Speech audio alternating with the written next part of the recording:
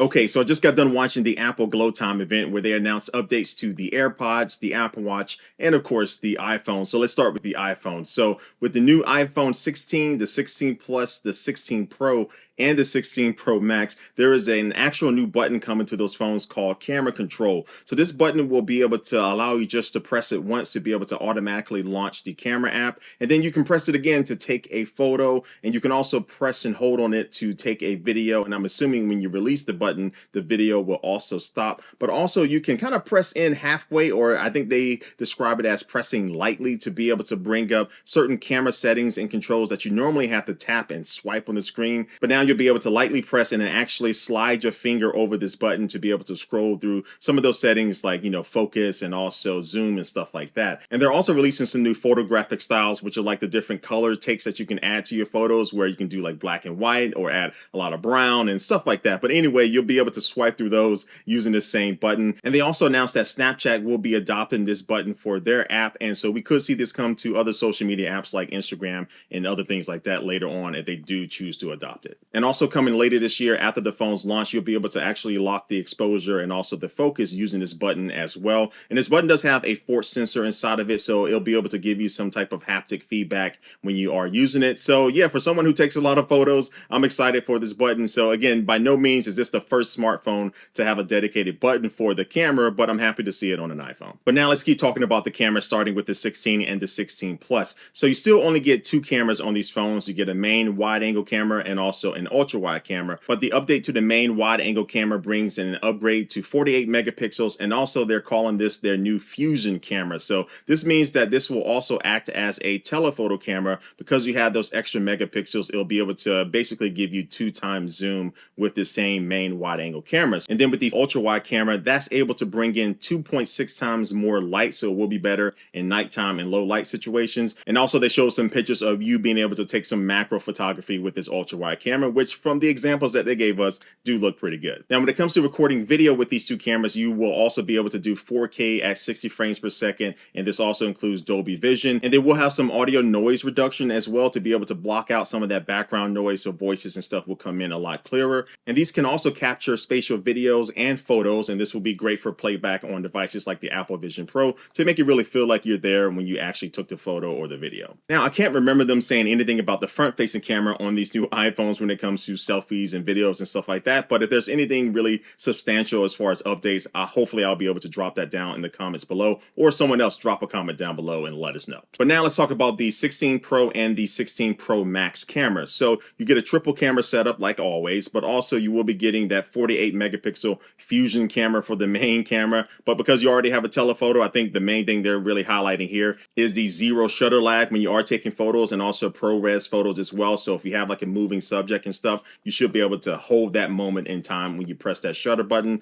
And then also with the ultra wide camera, you will be getting some better autofocus with that. And then with the telephoto camera, they're bringing the same 5x telephoto camera and that new technology that they showed off with only the Pro Max last year. Now this year, you're getting that same telephoto lens with both models of the iPhone, so you don't have to choose the bigger model just to have the better overall camera system. But to me, the standout camera feature for these Pro model phones is going to be video recording. You can now record 4K video up to 120 frames per second. And this is with any video format. So if you do want to opt for the higher quality ProRes and log, which does take up more storage, you'll be able to record 4K 120 in those formats if you are using an external storage device. But the most useful part of this is the fact that you don't have to choose the frame rate beforehand. So it's basically just going to be recording all the way up to 120 frames per second. And in the Photos app, you'll be able to drop that frame rate down to whatever you want. So you can keep it at 120, you can go down to 60, you can go down to 30, or even 24 frames per second. So no more having to make that decision before you hit that record button. So that's good. And I know a lot of rumors were saying that the iPhone would be able to record at maybe like 8K and something like that. But no,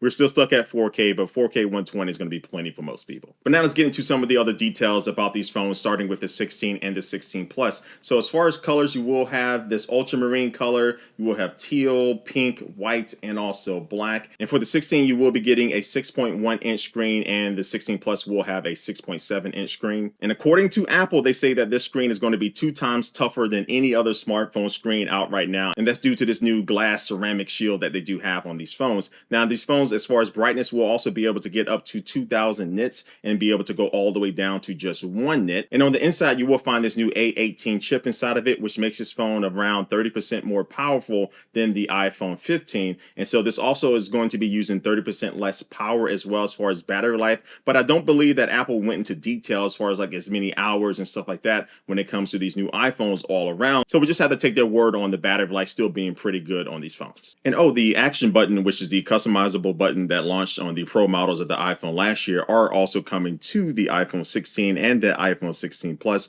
So you can customize it to open up the flashlight or another app and do certain things like that. Now, for the iPhone 16 Pro and the Pro Max, you do have this new Grade 5 titanium, which Apple says is going to be more scratch resistant. But we'll wait to see what Zach from Jerry Rig Everything has to say about that. But yeah, these also do have 4 colors. So you have black, you have white, you have natural, and also you do have this new desert color, which does look a little bit like gold, but they're calling it desert, but it still looks pretty good. But one of the first things you'll notice when you first look at these phones is that the screens are going to be bigger. So starting with the 16 Pro, it is now having a 6.3-inch screen, and the 16 Pro Max will be rocking a 6.9-inch screen. And so yeah, 6.9 inches is a pretty big screen, but they said that the bezels are going to actually be thinner around the phone. So the front of the phone, or the actual physical phone itself, shouldn't be growing by that much just with the bigger screens. So I can't wait to see those in person to really see how they actually look and feel in your hand. And inside of these new Pro phones, you will be finding the new A18 chip inside of it, which should make these phones around 20% faster than the iPhone 15 Pro. So this phone will have more of a headroom when it comes to video game performance. Now, the new chips in all of these new iPhones are going to be really based around the Apple Intelligence, which is their AI capabilities of this phone that they're going to be launching with, and also providing more new features later down the road.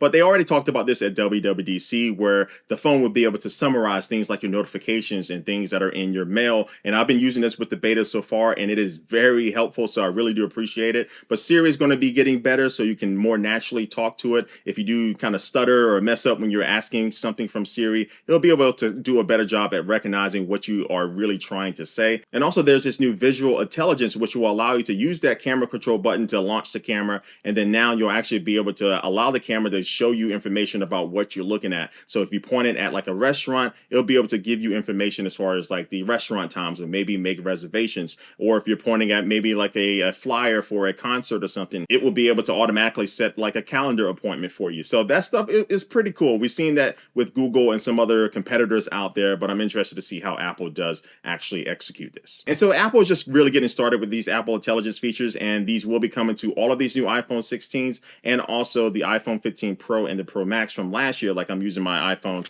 15 Pro Max right now to test out the beta. We'll be getting these features, but it looks like anything below the iPhone 15 Pro is not going to be getting these new Apple Intelligence features, but we'll see if that's the actual case as time goes on. As far as prices, the iPhone 16 will start at $799 with 128 gigabytes of storage, and the iPhone 16 Plus will start at $899 with the same storage, and the iPhone 16 Pro will start at $999 with 128 gigabytes of storage, and the iPhone 16 Pro Max will start at $1199 with the same 128 gigabytes of storage. And so I would like to have seen the Pro model phones start with at least 256 gigabytes of storage, but you can choose to upgrade and go all the way up to 1 terabyte, which I think will cost you $14.99. So yeah, this pretty much wraps everything up. Let me know your thoughts down in the comments below, and let me know if you are going to be buying anything here, especially the iPhone, which version, which model, whatever you want. Let me know down in the comments below. But like always, I do want to thank you for watching this video, and I will catch you later. Peace.